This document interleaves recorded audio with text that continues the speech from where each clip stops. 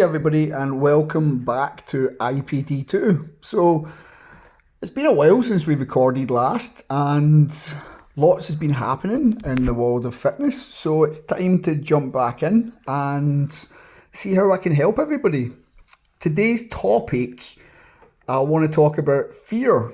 So for me, there's a lot of fear coming into the industry. There's a lot of fear on people maybe making it the right choice for them.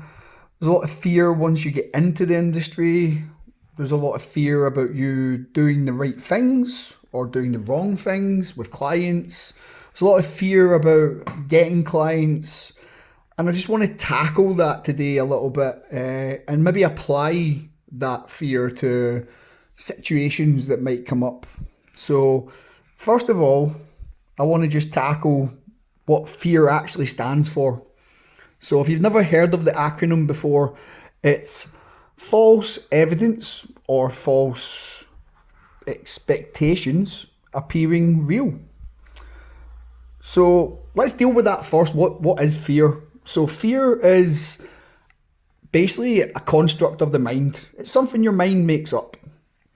And what it does is it makes us look at the future that hasn't happened and probably won't happen.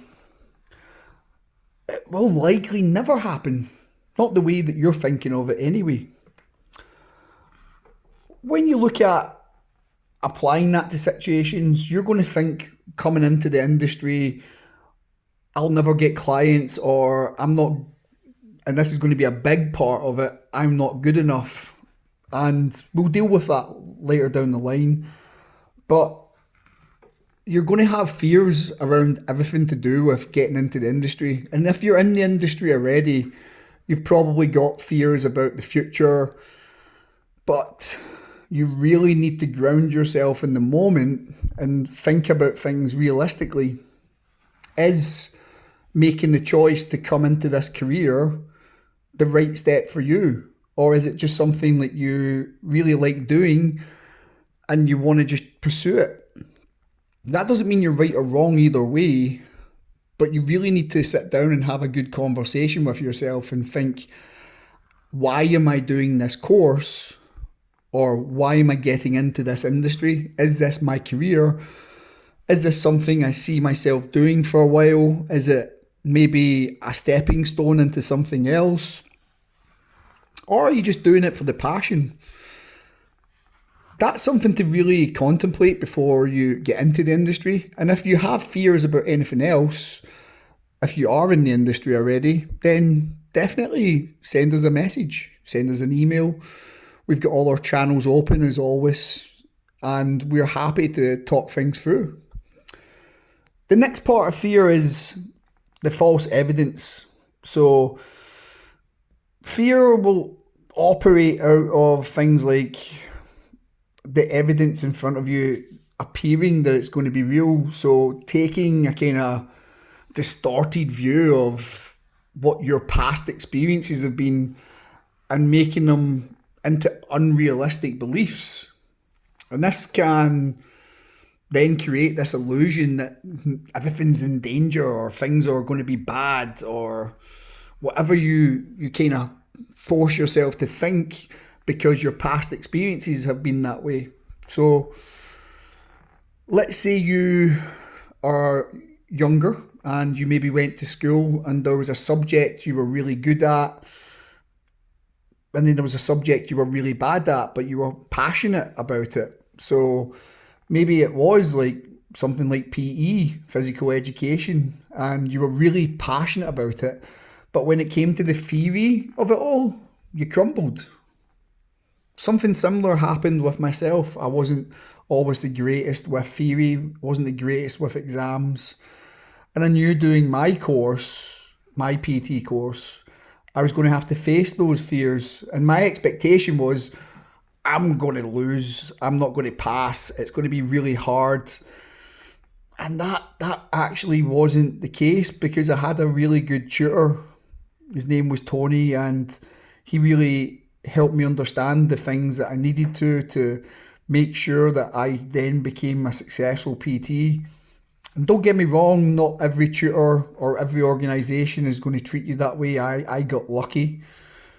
But it was, again, that false evidence in my head that, oh, I'm not so good at exams, I'm not so good at this or that, that held me back almost from doing it sooner. I didn't become a personal trainer until I was maybe about 26. And that's that's a long time to wait to do a career that I was really passionate about from a very young age. Always wanted to be in sports, always wanted to be involved with physical exercise of some sort and every nuance of it. And it held me back, really did. So you can't rely on that fear that operates within yourself, and you can't operate thinking about those past experiences.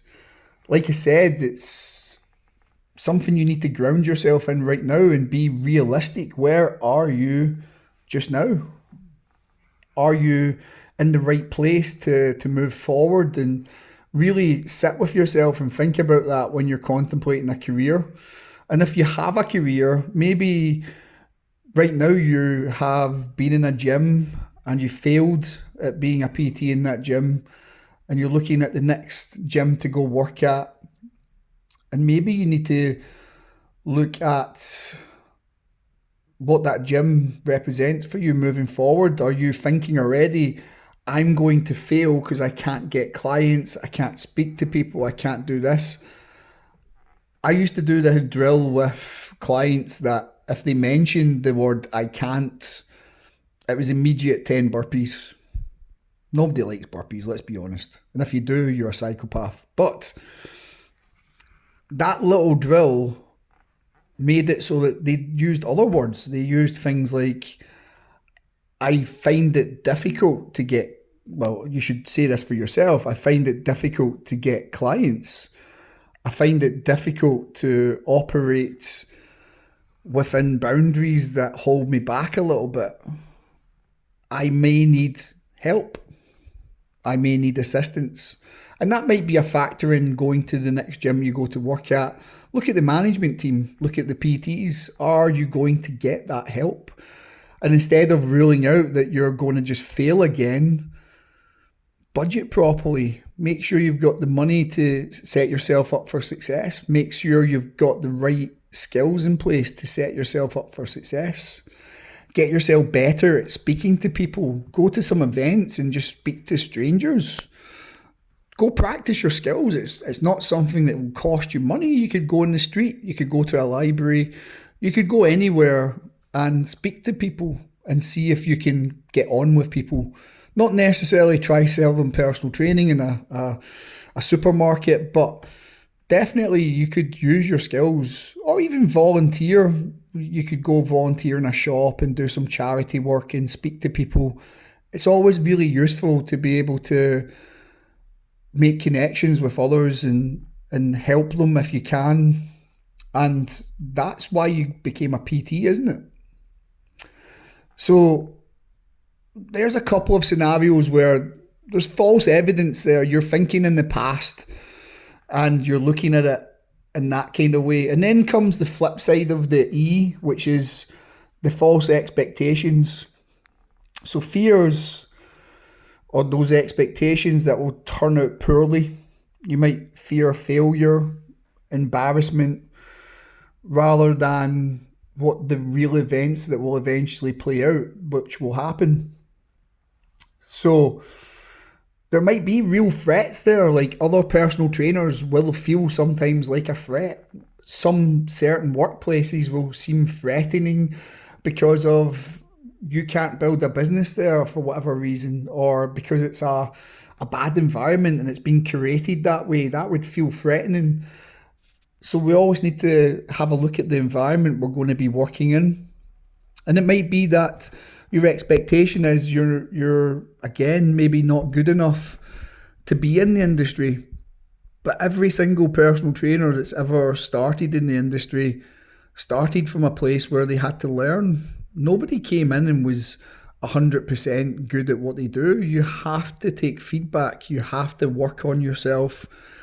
You have to really make sure that when you're looking at this from like that expectation of yourself failing, that you try to be grounded again and clear that whatever you're thinking the future may be, it's not going to happen that way.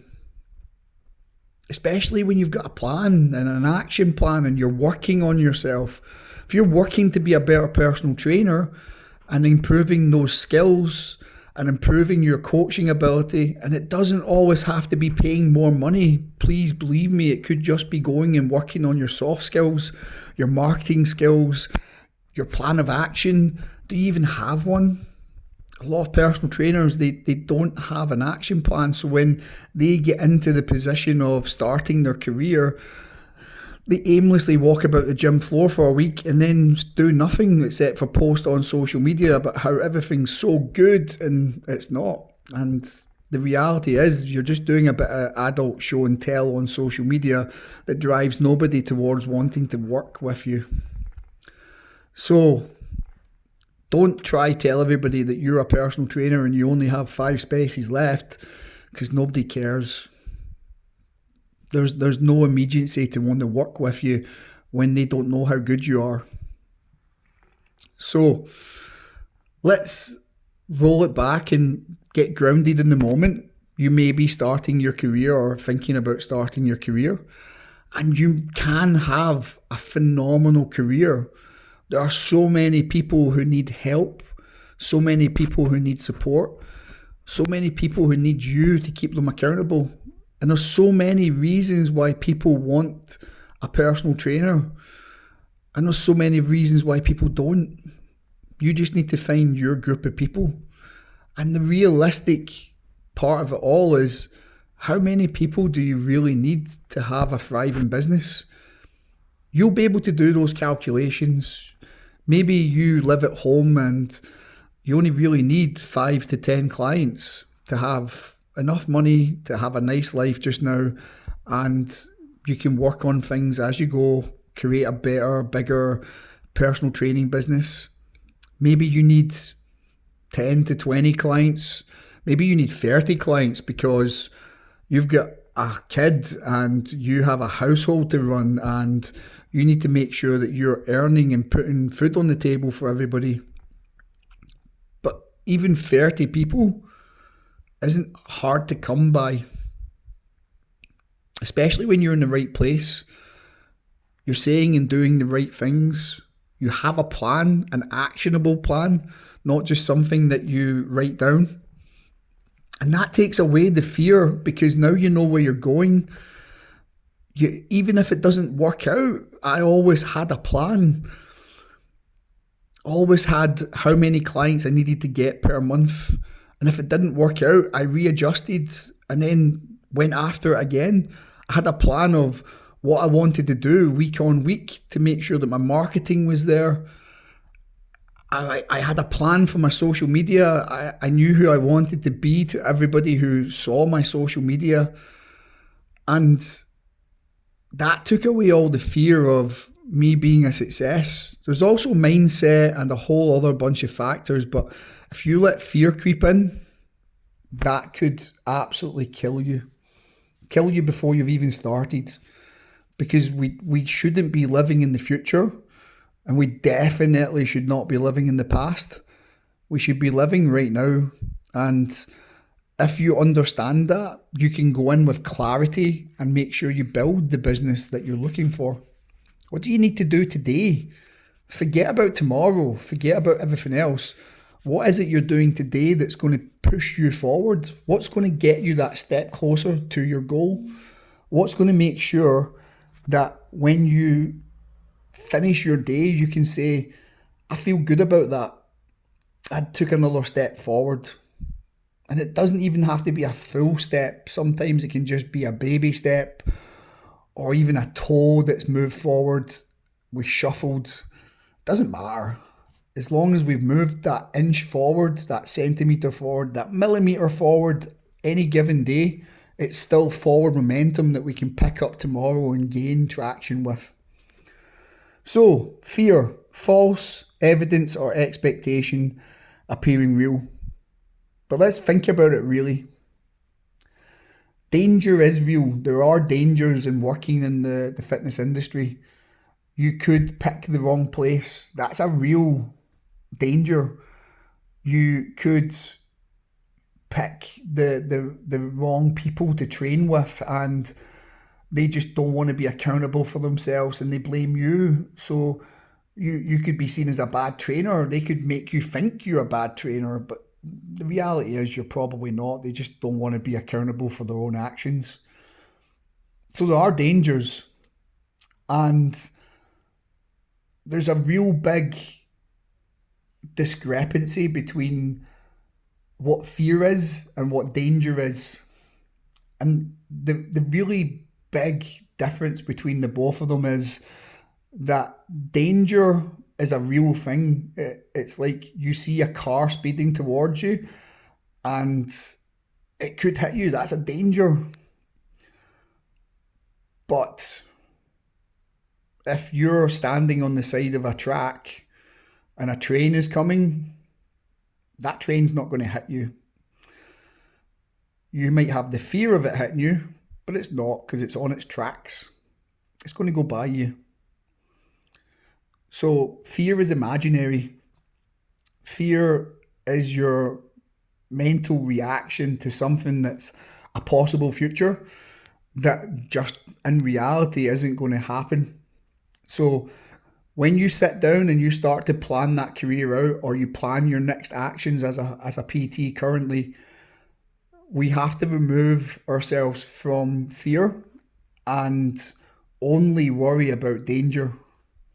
Sure, there could be another coronavirus around the corner. We don't know that. That's a proper danger, but I would even class that as a fear, because the likeliness of it happening again in our generation is very low. And then we have all the stuff going on in war and politics. But again, those are not, they're dangers, but they're also fears. Yeah, oil prices could go up and prices of things could go up, and our prices might have to go up as well. And that might make us a little bit more unaffordable. And that's the real danger. But it's a fear right now that things might go that way. It's probably not going to happen. So, how do we manage fear? To overcome fear, we need to, as I said a few times throughout talking so far, focus on right now. Focus on your current moment in time.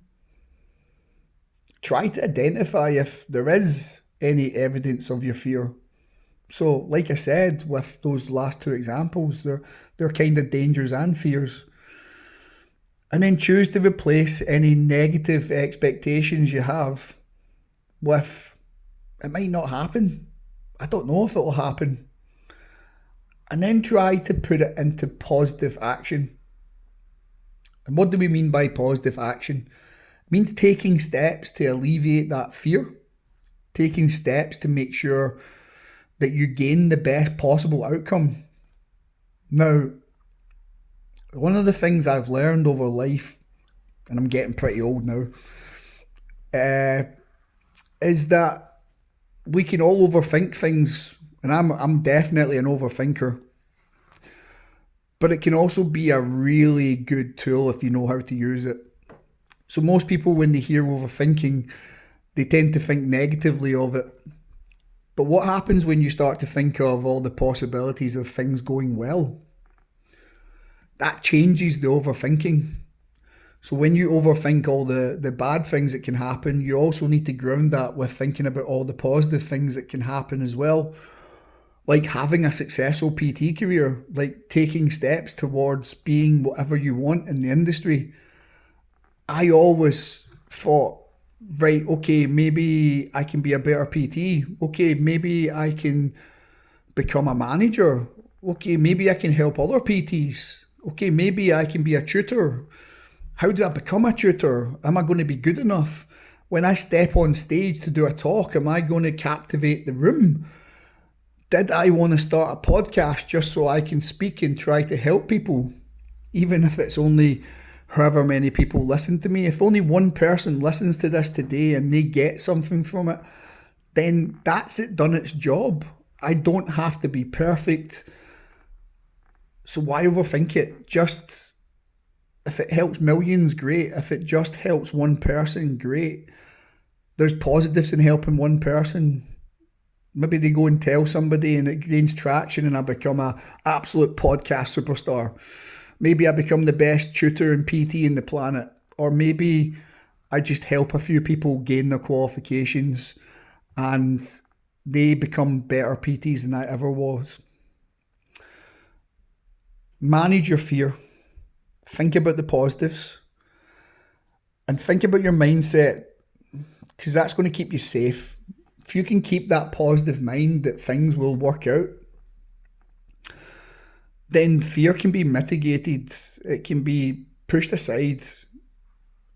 You're choosing to believe in yourself at that point, and you're using logic, you're using evaluation, and it's things that we teach on the course. We teach SWOT for a reason, so that you can, and SWOT, by the way, means strengths, weaknesses, opportunities, and threats. It's so that you can actually have a logical evaluation of everything that's going on. SWOT doesn't just need to be within the framework of being a PT. It can be in the framework of your life.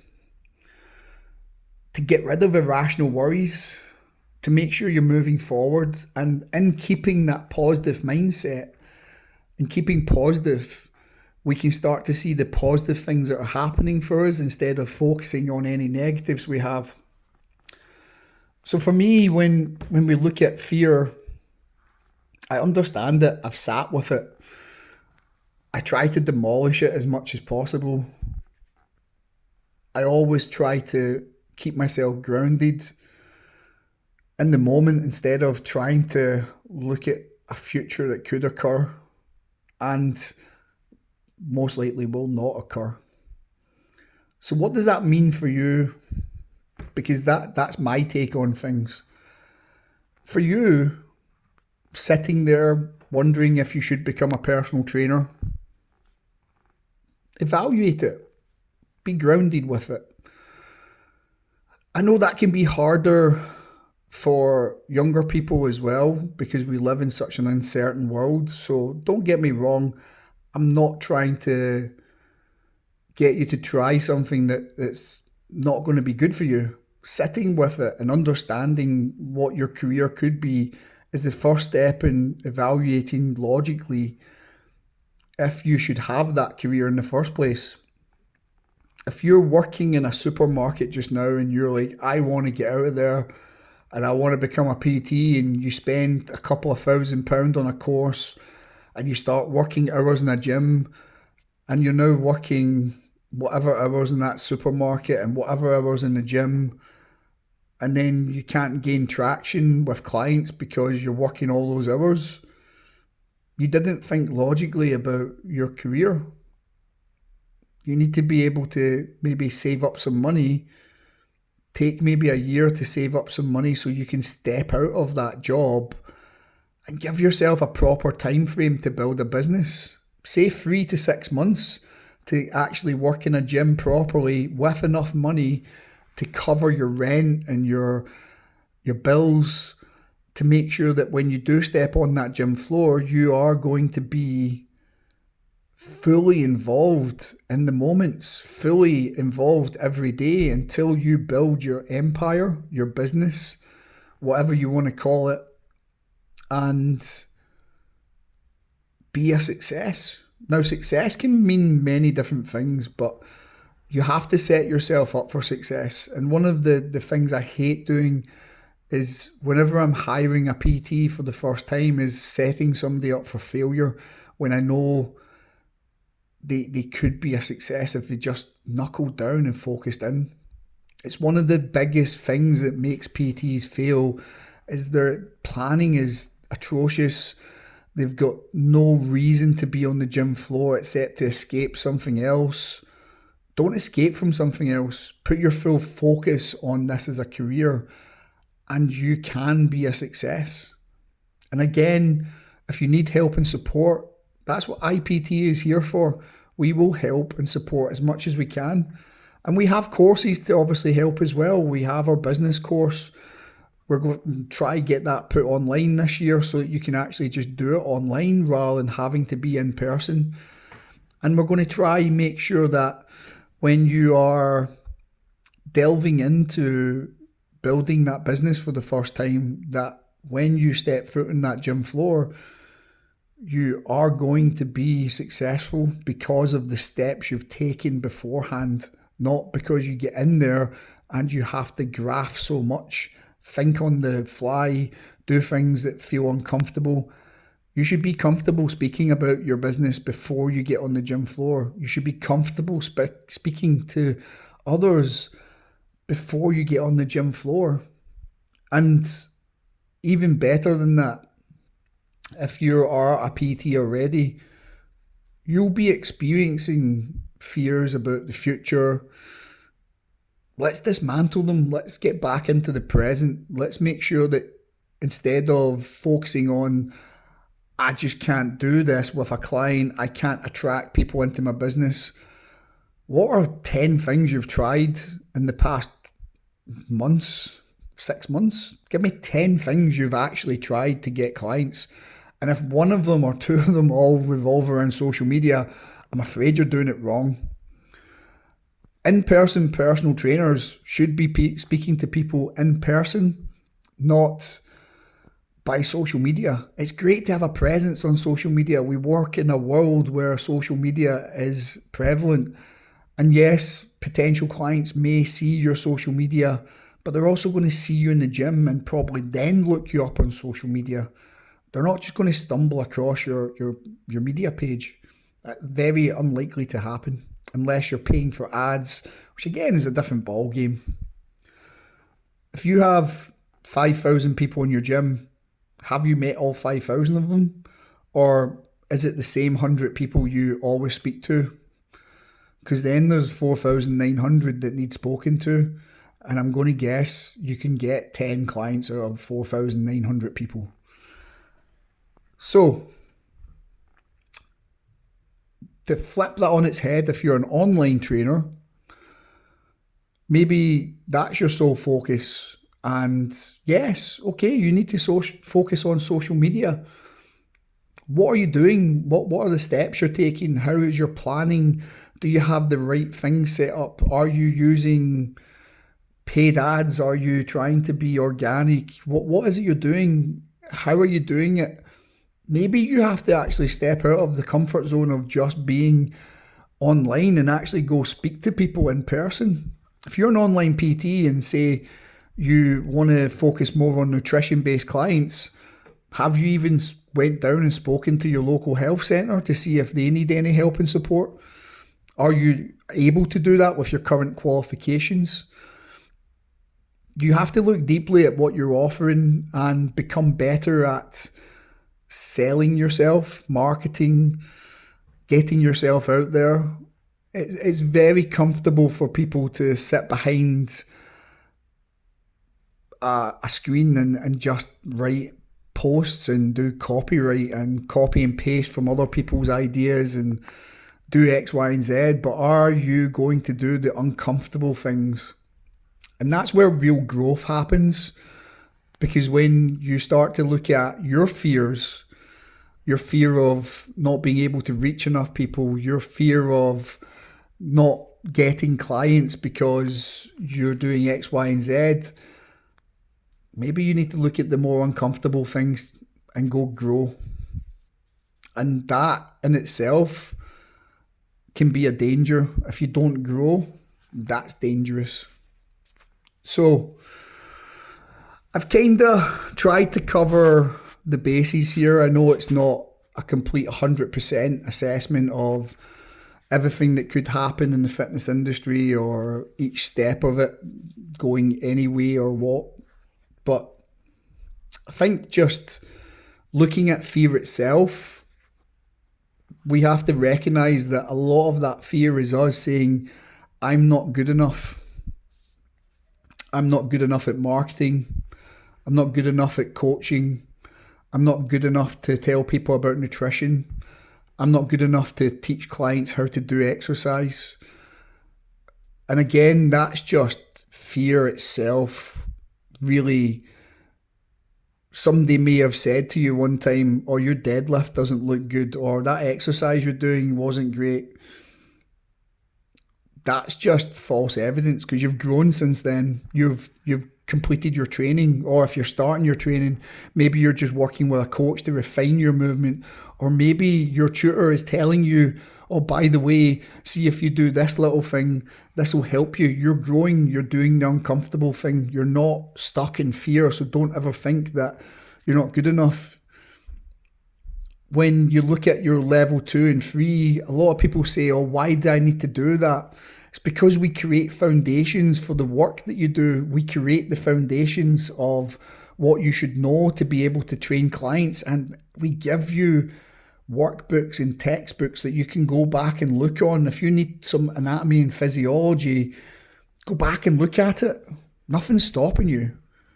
If a client comes in and they say their cardiovascular system's not great, or they're just bad at cardio, maybe go back and look at anatomy and physiology and think about the energy systems in use and why they may be feeling that way, and maybe just start to think logically about solving the problem rather than I'm not good enough. Sit with that. Be grounded in your approaches. Be logical. Don't just think I'm not good at marketing. What have you done about it?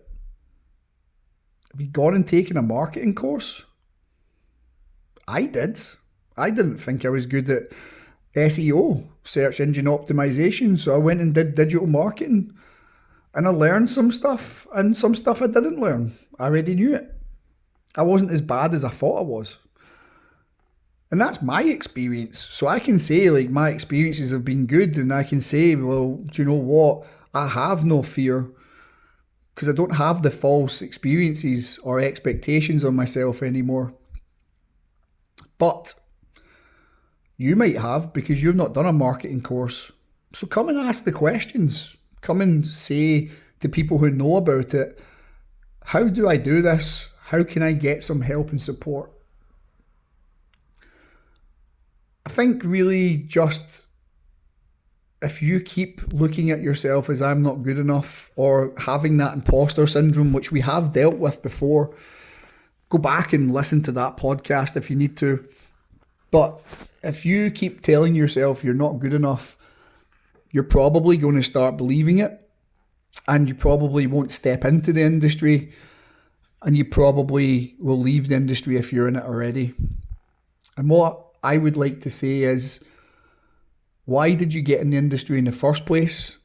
It was to help others. And in helping others, you can maybe help yourself realize that you are enough. You are a good coach, because you're a good coach to them. And if you haven't got into the industry yet and you're thinking, I'm not good enough, maybe think about all the people you might be able to help in the future. And this is when you can start to think about the future. Because when you start to help people, you don't just help them, you help yourself become better, but you also help their family, their friends, people who are close to them, because they'll tell other people about how good a coach you are, what things you're implementing with them. They'll tell them. That's how we actually get other clients sometimes, is just referrals. But you're doing a disservice to those people in the future if you can't believe in yourself a little bit. So whatever you need to do to get that self-belief, think about that, sit with it, and then go do it. Don't just think these things, action them as well, because in the action of doing, you're actually going to become better. You're going to feel better. You're going to get energized again, and you're going to just go ahead with it. Talking and thinking are great. Coming up with plans of action, coming up with a a timeline of marketing and everything else that you could come up with on paper or think about in your head, that's all great. But it's in the action, it's in the doing of things that you're going to become great. So don't deny yourself and don't deny other people, and go be the best coach you can be. Go be the best marketer you can be. Go make money because you deserve that, because you're helping others. And listen for the feedback, because it's in that feedback that people will tell you the honest truth about whether they're enjoying something or not enjoying something. It's where you can gain insight into what's happening with clients, and if you listen properly and take on board everything, you can adapt to each individual client. You can adapt yourself to become better at coaching different individuals. You can get better at the planning for online clients because you've listened to the feedback. So don't think about yourself being not good enough. Don't live in fear of all these things that aren't going to happen. Don't expect things in your past experiences are going to happen again, because if you're properly growing, you'll break any patterns that were going to happen. You're going to have different outcomes. So don't live in fear. And I think that kind of wraps up today's talk. And I know that's maybe a kind of deeper one to dive into for our first one of 2026. But I do want to end just by saying, if you have fears and you're finding it difficult to get around them, then just reach out. Reach out to our social media channel, IPT Qualifications. Reach out via this podcast. Reach out to our email, iptqualifications@outlook.com. And if you really did like this podcast, please give it a like and a share. And we will see you soon. We're going to be doing podcasts a little less often than weekly this year, just because of everything I've got going on with work and life, and I'm busy. So I want to make sure when we cover topics that they do speak to everybody who are listening to them. So if you do have an idea of a topic you would like me to speak about, then please get in touch. Let me know, and I'll be sure to add it to the list of things we want to talk about this year. And thank you again for patiently waiting for us to come back. We were never going to go anywhere, and it's good to speak to you all again. Till next time, take care, and I'll see you soon from IPT.